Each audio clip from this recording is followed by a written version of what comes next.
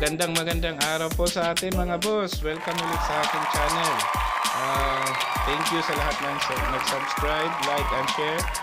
Sana nakatulong yung mga ginagawa kong video sa inyo. So ngayon guys, itutuloy natin yung paggawa ng gaming PC. Medyo naantala to kasi may in-order pa ako online. Matagal nilang na-deliver kasi walang stock dito sa local market. Galing pa daw China kaya medyo naantala. So ngayon, ipapakita ko sa inyo yung major components bago ko buuhin. Yung una nating components ay yung processor natin. Gagamitin natin processor Ryzen 5 processor with Radeon Vega graphics. So ito siya. So ito may video na rin ako nito na nag-unbox tayo. Sana panoorin nyo rin tapos i-like na rin pag nagustuhan nyo. So next natin yung motherboard natin, MSI X470 AMD motherboard gaming class. So gaya ng sabi ko, dapat kung AMD ng processor natin, dapat AMD din yung motherboard natin. So sinabi ko yan sa mga previous na sa unboxing ko sa processor at saka sa motherboard. So ngayon naman ipapakita ko sa inyo yung iba pang major components nun. Yung iba nito galing sa lumang PC ko lang, di na ako bumili. So unahin natin yung hard disk. So yung hard disk natin dalawa. So ito yung hard disk natin, dalawa siya. Bakit dalawa? So kaya dalawa to guys kasi yung primary ko ito, primary kumbaga doon natin ilalagay yung OS natin. So mas mabilis kasi ito kasi SSD drive na to siya, solid state drive. So mas mabilis to kaysa sa itong hard disk na to. Itong hard disk naman na to 1 terabyte to siya. So itong gagawin nating secondary. So ang gamit naman ng secondary natin, dito natin ilalagay yung data natin, yung games, yung mga picture, video, yung na-edit natin na video. So dito lahat. So yung primary ko guys, solid state drive or SSD to siya, 120 GB. So maliit lang siya, tignan nyo, Kingston na brand. Tapos yung secondary natin, ito Seagate, 1 terabyte yung memory nito. So marami tayong malagay na games at saka yung data natin. So sunod natin yung RAM. So yung RAM ng compatible ng motherboard natin ay DDR4. So isang piraso lang to pero nasa 8GB na to. So 8GB PC4. So DDR4 to siya guys. Compatible to siya sa motherboard natin. So pag bibili tayo ng mga components, kailangan compatible sa motherboard na. Pag mas maganda, dalawang din 8GB para 16GB yung RAM, mas mabilis. So next natin guys, itong power supply. So ito yung power supply ko, recycle lang dito, galing sa boss, galing to sa lumang PC ko. So ito to 4 pin. Kita ko sa inyo ito 4 pin to siya, yung sa supply ng processor natin. Ngayon yung motherboard natin 8 pin kasi yan, may 4 pin din siya tsaka 8 pin, may option tayo dalawa, pero mas maganda daw gamitin natin yung sa 8 pin. Kaya naantala yung pag ko kasi in-order ko online tapos wala pa lang available dito. So ito yung parang converter niya. So from 4 pin magiging 8 pin siya. So ang gawin natin dito,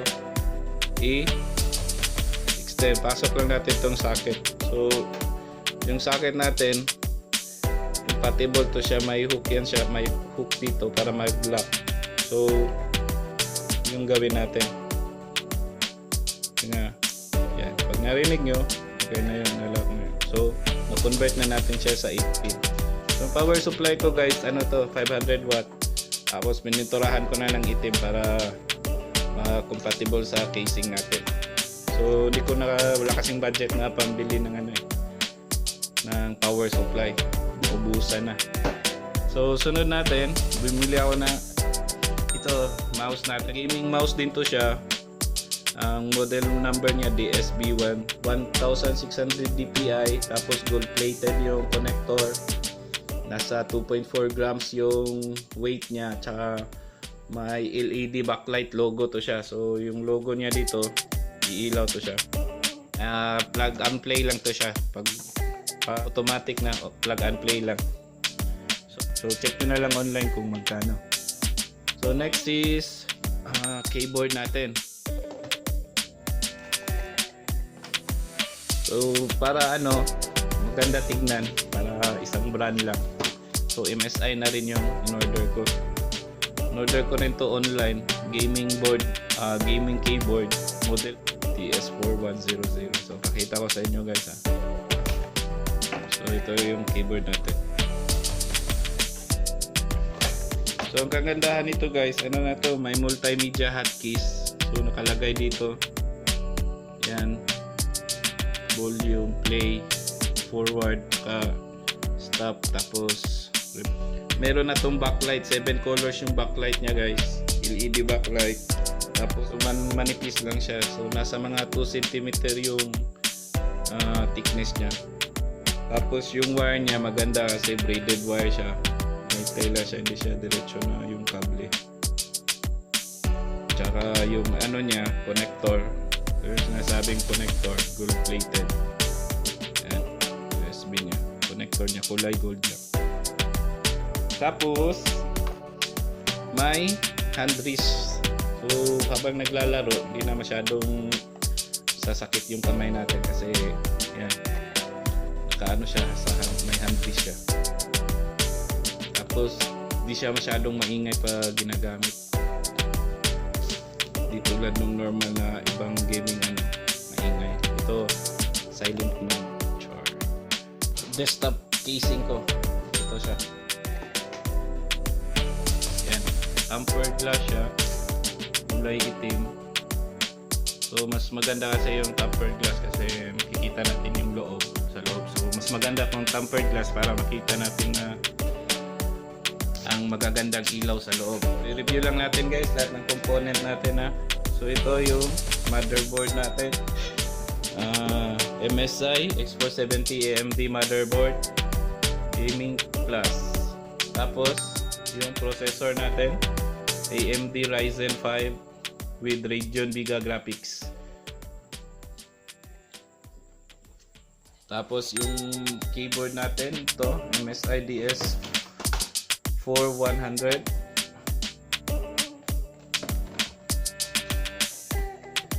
Tapos yung DDR4 na RAM natin, 8GB DDR4 RAM.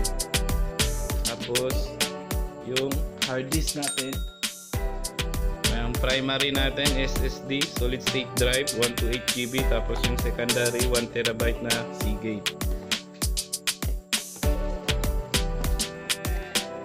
Tapos yung mouse natin, ito rin MSI DSB1 gaming mouse din siya.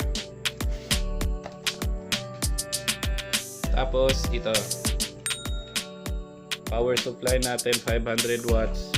Tapos lang to, recycled, lumang binilhan ko lang ng converter or connector from 4 pin.